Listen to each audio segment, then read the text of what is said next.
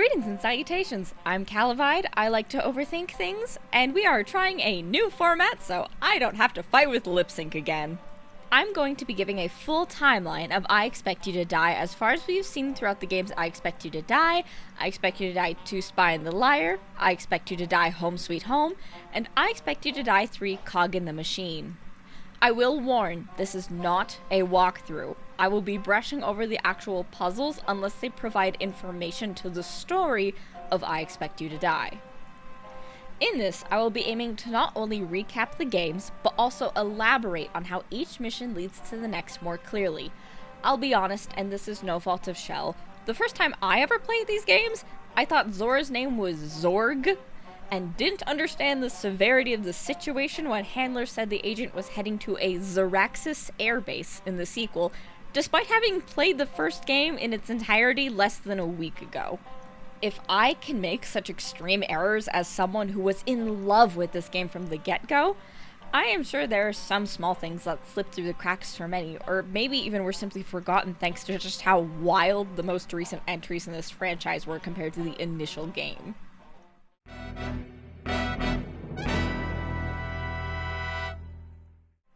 The first game in the franchise is I Expect You to Die, which opens with the agent in their office and many things indicating that they are a new agent. Between a large projection, a note from the agency, and the handler welcoming the new agent to the EOD. Welcome to the Enhanced Operative Division. I am your assigned handler and support agent. We're going to be fast friends, I have no doubt. He proceeds to explain to the agent that they have an implant in their brain that grants them the ability to use telekinesis, then proceeds to have them do calisthenics immediately afterwards. While I know this is likely to acquaint the player with the game's mechanics and ensure that they have ample room for the game, I can't help but laugh at the shift between you have telekinesis and lean side to side and learn how to push buttons. Here, you have amazing world-bending powers unlike any we have ever seen, but can you open and close your hand for us and prove you can move each individual finger? Good. After lessons in hovering, burning, manipulating your telekinesis, more hovering, bad budgeting, shooting, and drawer opening, the agent gets their new mission. And already I am stopping us here and starting this timeline with a bang. Or rather a box.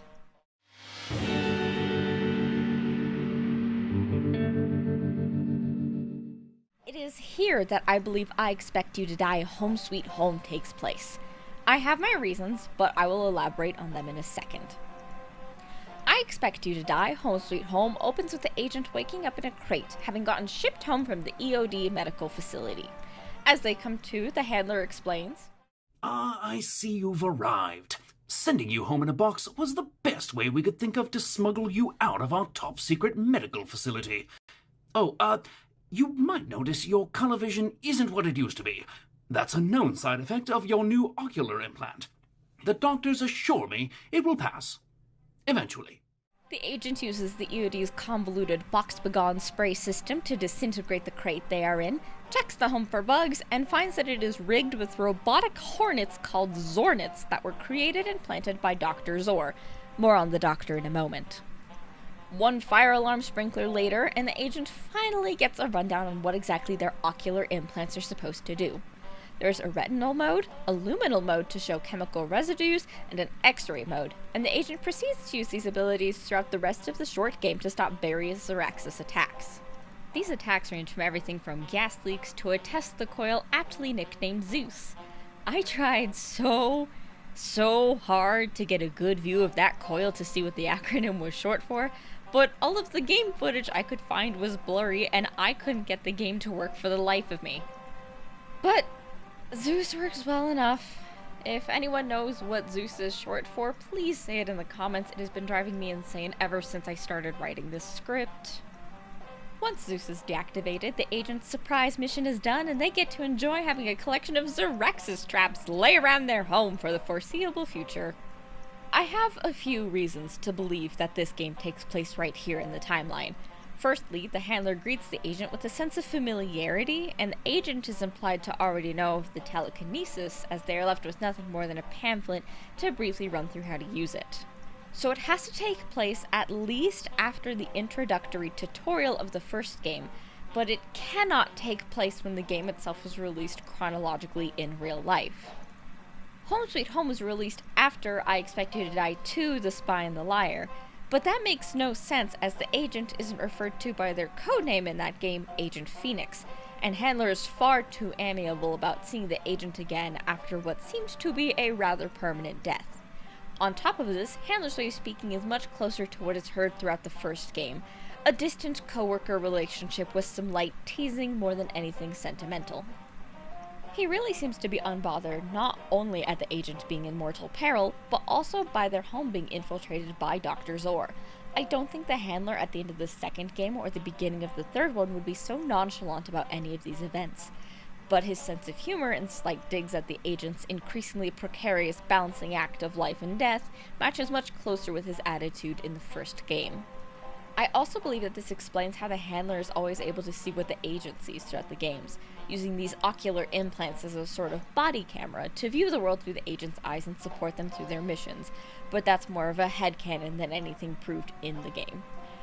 Why the agent wouldn't use luminal or X-ray mode after Home Sweet Home or on their missions could be a number of things: inconvenience, personal issues, not following a single self-care rule in that box after they woke up, the rest of the games literally being released before this one was even conceptualized. It could be a number of things.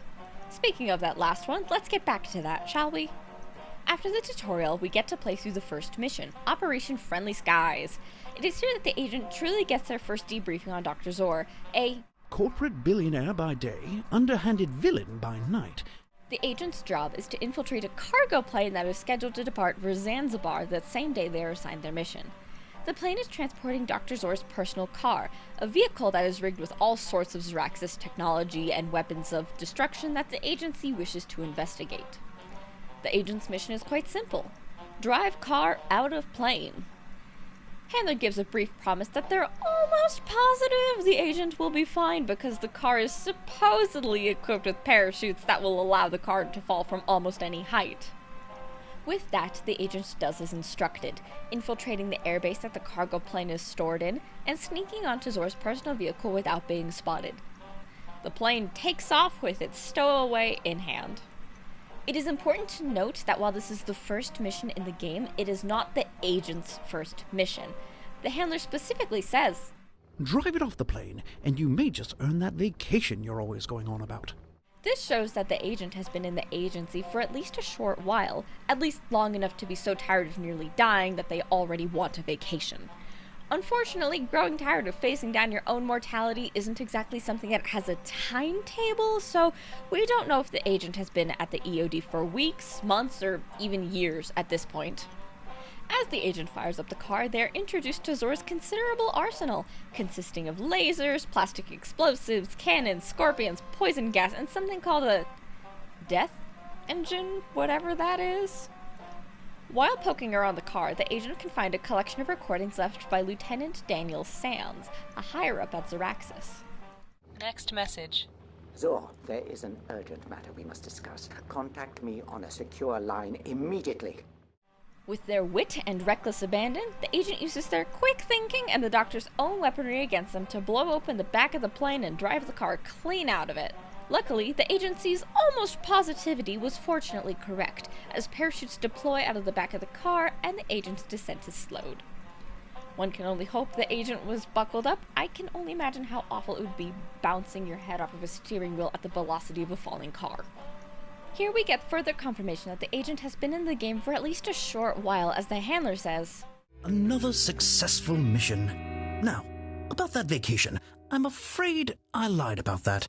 But I believe hard work is its own reward, don't you? The agent heads back to the agency and they get their next mission. After the tech team disassembles the car and scrounge up every piece and detail of information they could with only minor casualties, they send the phone message recordings up for further analysis. The team had discovered that a good handful of them were from a head of a pharmaceutical company that specialized in shampoo, an odd number to be contacting Zaraxis for sure, which leads to our next mission, Operation Squeaky Clean. Handler explains that Zor's people recognize you now, so you'll be going undercover for this mission. I hope you're not scared of heights. a notable comment, which may indicate that the agent snuck in as a Zaraxis operative for Friendly Skies. Our handler goes on to explain that the recordings in Zor's car match up with intel given by a defector known as Dr. Ashley Lincoln, and that the recordings in the car from earlier were not left by just any lackey, but specifically one of Zor's high-ranking members, Lieutenant Daniel Sands. Sands is the head of the pharmaceutical company and has been using it as a cover-up for Zoraxis to research questionable things, such as making a super virus that could kill millions of people. That leads to the agent's next mission. Neutralize virus. Apparently the EOD doesn't have the budget for grammar either. So, the agent heads to the Zoraxis shampoo factory and gets settled on their rig, looking right into a secret laboratory. The agent, having no other way inside, smashes the large window and accidentally triggers a security system. The only thing they have access to is a note addressed to Lincoln from Sands. It vaguely mentions that she should stop working so late and really should consider spending time with her family. This just goes to show how far Zoraxis is willing to go to ensure that their operations go off without a hitch, threatening their workers into submission whenever they have a crisis of conscience or get too close to the truth. The agent uses their telekinesis to disable the security systems in place and references various periodic tables, chemical formulas, and a code left by Lincoln that's disguised as a child's drawing to craft an antivirus. However, things don't go off without a hitch as the agent is spotted by a Zoraxis operative in another building. Agent, you've been spotted. Quick, act naturally. The agent can deal with this dilemma in one of two ways, either by grabbing their pistol and shooting at the gunman, or grabbing their sponge and keeping their head low. The results are the same either way as the operative leaves the agent to their work. Unfortunately for the agent, Zoraxis is quite clever, and when they try to administer the antivirus into a vat, the solution is rejected and a pre-recorded message left by Daniel Sands plays over the intercom. Found a conscience despite our threats. Well, I'm afraid you won't have a chance to use your antivirus. We're changing the timetable and launching the super virus today. Once more, the agent is shown just how dastardly Zoraxis is, going out of their way to change the timetable based merely on the chance that a scientist may, possibly, defect from Zoraxis. However, when the shuttle for the virus rolls out and prepares to launch, the agent uses their telekinesis to pry the panels off the exterior of the rocket. They quickly drop the antivirus into the ominous purple and green vat, and the rocket takes off into the sky before ending in a fiery explosion.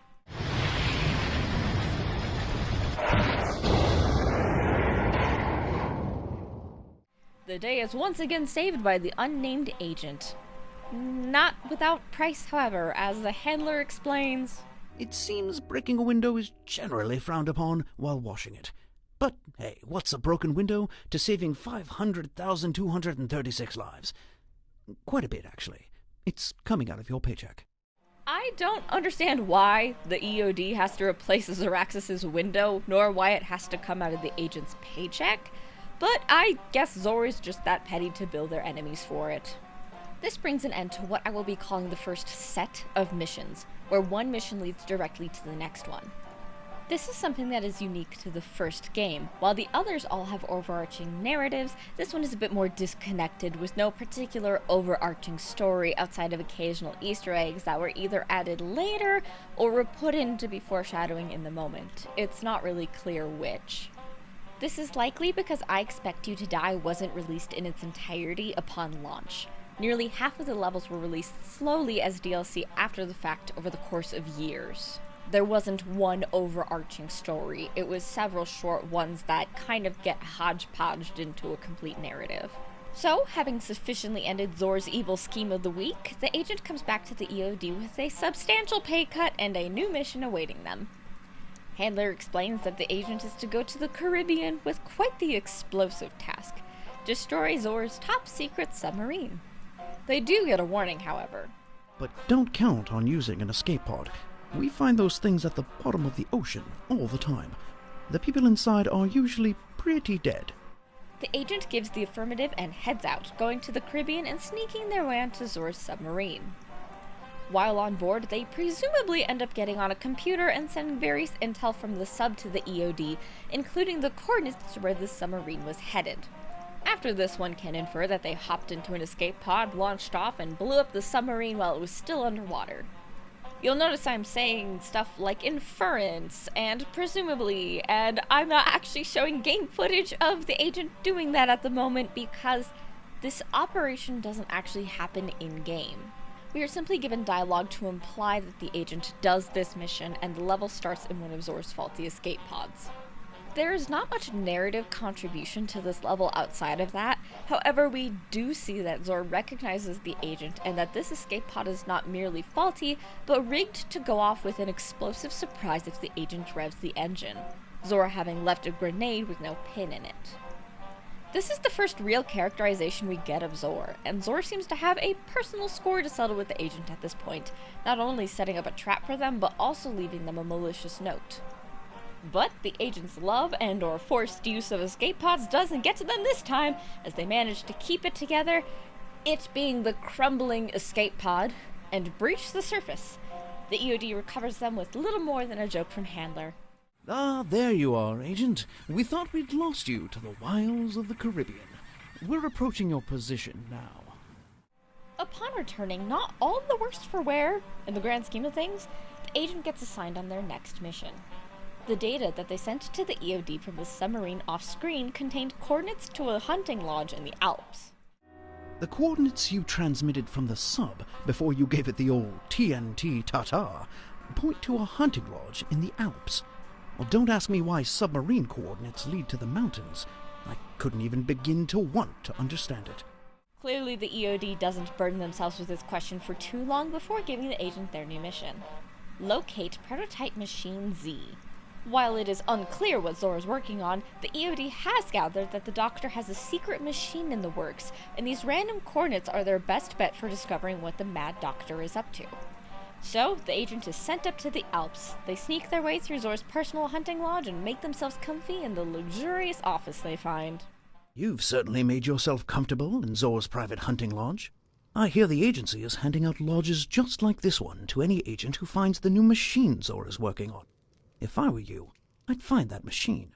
Personally, I'd be leery to sit down in the chair of a clearly immoral trap-happy doctor, but I guess it can't be any worse for your back than a gaming chair. And clearly the agent shows no such qualms as they help themselves to booze, cigars, and even the Doctor's large collection of books. The agent's snooping, stealing, and run-ins with evil taxidermy ultimately pay off as they open up multiple secret compartments, safes, and a vault that all culminate in a massive trapdoor in the floor opening, and up rises a gigantic machine. It's just as we feared. Zor's new device appears to have the power to affect gravity. You must destroy that machine. Thanks to the agent's snooping, they have blueprints that show that there are unstable crystals. Crystals which they found earlier in a hidden bookshelf compartment. By replacing the stable, safe crystals in the machine with these purple ones and tuning the machine to their frequency, they thoroughly destroy it from the inside out, the machine going off with a fiery explosion.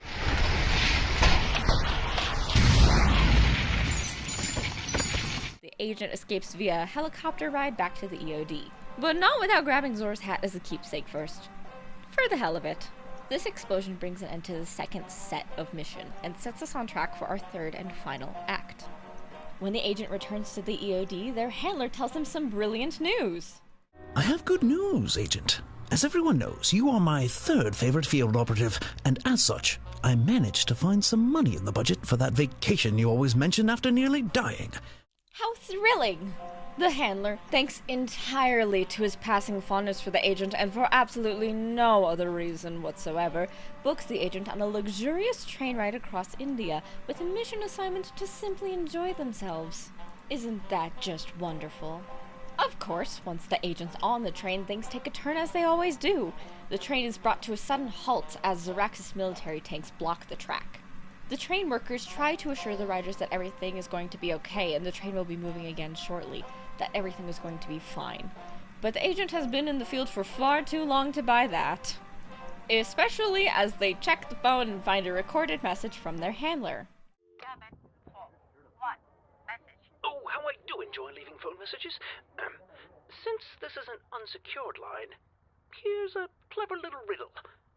Buttons, buttons on the wall. Light them up, but not them all. Clues I've left. There are 4. Each one found reveals a door. I just came up with that. Not only was their handler calling them on their time off, but their train car was full of puzzles and mystery buttons and EOD memorabilia.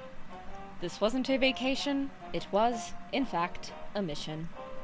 After locating the hidden earpiece and tuning to the handler's line, and endless false assurances that this absolutely is totally a real vacation, the agent is informed that there's a defector on the train that wants to help the EOD stop Zor's latest plot. While tapping into the other phone lines, they discover that they are not the only ones on this train keen on Zor's plot and Anna's betrayal, as a team of Zaraxis operatives are checking rooms to try to find the defector, a world-renowned violinist named Anna Ulanova. I am so sorry if I'm botching that, I googled it, but you can't fix stupid. The agent finds out where she is staying and sends her one of the various EOD trinkets in the room, and they get an earpiece in return. Listen closely. I'm only going to explain this once. I need to know I can trust you. Send me the pardon, and I will send you the intel you want. The agent enters another code and gets the pardon from a hidden compartment and sends it to the defector, giving Anna a new chance to pursue her music as she gives an encoded device to the agent with the intel they are after. Unfortunately, the Zaraxis operatives find Ulanova and take her life the moment she tells the agent how to crack open the device. Oh, thank you. I can now pursue my music wherever it takes me. The device I sent has what you want. The combination is the date of my birthday. And... I can't believe it. They killed her. Get that device open, Agent. The moment is sobering, even as the agent opens the intel and starts transmitting it to the EOD. But they don't get to linger on it for long, as Zor's assassins track the signal and descend upon the agent, leaving them to bribery, stun grenades, and quick reflexes to chase off gunmen, spearmen, and a tank. And here we really get to see the caliber of some of these operatives, leaving themselves completely open to the agent's unconventional solutions. You are in a tank. Why are you opening the top of it? After they deal with the assassins and hard artillery, the earpiece from Ulanova turns on as it is revealed she survived the attack. It would seem Zor underestimated both of us. You impress me. But let's not celebrate quite yet. After one more final move from Zor to kill the agent, an attack plane that gets downed by the agent using the tank, and some creative TK, there's massive fiery Just like in the movies. Remarkable. The explosion turns the tank to nothing but rubble and allows the train to keep going and everyone else to get on with their day. Anna Ulanova says her farewells to the agent, knowing they can't leave the field, and the agent gets to enjoy the rest of their vacation. Only to get back and find out they have to pay the EOD back for everything. And the totally not a mission also ate all of their vacation time. I swear sometimes the EOD is just as greedy as Zaraxis. But fortunately it wasn't all for nothing, as the intel that Anna had given in exchange for her pardon told the agency what Zor's next move was. The Death Engine. While they know that it's no good news, the EOD isn't sure what exactly the Death Engine is, so the agent is sent out to Madrid to infiltrate a Zaraxis facility in hopes of retrieving intel on the Death Engine. So the agent is shipped off to Madrid and manages to sneak their way past Zaraxis personnel and descend into the depths of the base. As the agent settles in and makes their way past Zor's security, Handler giving them a nice little gotcha moment that at the very least scared me. Welcome, Dr. Zor. You were Zor all along. Seriously, though, remember what you're after, Agent. It's the Death Engine. They get to work trying to find where Dr. Zor had hidden their intel on the Death Engine. After some poking and prodding, they unlock the controls to the Death Engine, which were hidden away in Zor's very seat. The interesting thing about this level, and what makes it a bit of a nightmare to speedrun, I'll admit, is that a significant portion of this level is entirely optional if you're fast enough. Do some digging around, and we find that Zor likes to keep scorpions as a pet in enclosures. They like to assert dominance by killing their top operatives right in front of their equals with a simple push of a button like they did with Dr. X-Ray. Charlie Caliente is the head of security and likes to use a flamethrower as his defense tool of choice, and Hivemind is another high-ranking operative with an armada of bees that the agent can kill with poison or can block in the elevator with Hivemind and Caliente. A bad fate for the latter as he's allergic to bees. And we even discovered that the defector in the previous level wasn't just any old operative. She was important enough to be amongst Dr. Zor's lieutenant and head of security. Granted, that doesn't mean much when they had absolutely zero qualms about dropping X-ray into an inferno, but it's still an interesting detail that can fly completely over your head if you don't look around. But if the agent manages to take control of the death engine and aim it at the base they're in Madrid fast enough, the emergency controls kick in and the doctor's escape route opens before Caliente can even get down to the basement level of the meeting room. Regardless, targeting Madrid unlocks one final secret in the meeting room. The chair the agent was sitting in was secretly an escape pod the entire time. A safety harness locks the agent down in place, and a copy of the intel about the death engine pops up in front of them. Wasting no time, the agent grabs the intel, puts it safely in the convenient storage slot in the arm of the chair, and launches off. After what one can only assume was a creative crash landing. Our extraction team is standing by as you figure out how to land your flying armchair. The analysis department takes the reel and the agent heads back to their office for a much-deserved break. But not for long, as The team in decryption is taking their job seriously, unlike someone I know. it is revealed from the data reel that the death engine is a weapon that is in Earth's orbit. The death engine is an orbital space laser, with an entire space station run by a singular commander, Dr. Solaris. The mission objective? Stop the superweapon. With the fate of the world hanging in the balance, the agents sneaks their way into a Zaraxis airbase and steals a space shuttle to launch themselves into orbit. When I said infiltrate, I didn't think you'd hijack a personnel shuttle. I'm impressed. Our intelligence tells us the death engine is run by a single Zaraxis operative who will likely mistake you for a henchperson. They pull into the death engine's docking bay and get to work on destroying the death engine. But unfortunately, a countdown starts, and the death engine's first blast is fired straight at the EOD. Is that a countdown I'm hearing? What could... The agent loses connection to their handler, and they're left completely alone on the personnel shuttle. Getting to work, they break into the ship's breaker box and get everything up and running.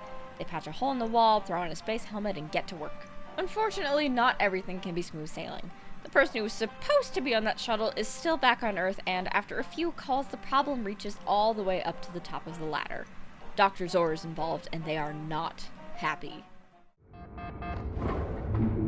Dr. Zor, what an unexpected surprise. Obviously. That's hardly my problem, is it? I see. Yes. No. Maybe. I'll take care of it, I suppose. Understood. I said I understand. Now that the agent's cover is blown, the pressure is on to perform as Commander Solaris reads through all of the files Dr. Zor had been keeping on them. As the agent pokes around the docking bay, they find a box that holds an armature that allows them to control an arm attached to the outside of the death engine. They use this arm to pull open a panel on the side of the death engine and expose the inner workings of the machine. Solaris, knowing the agent's history of destroying Zor's technology from the inside out, tries to kill the agent before they can do irreparable damage to the space station. She uses a mechanical arm of her own to throw irradiated crates at the agent.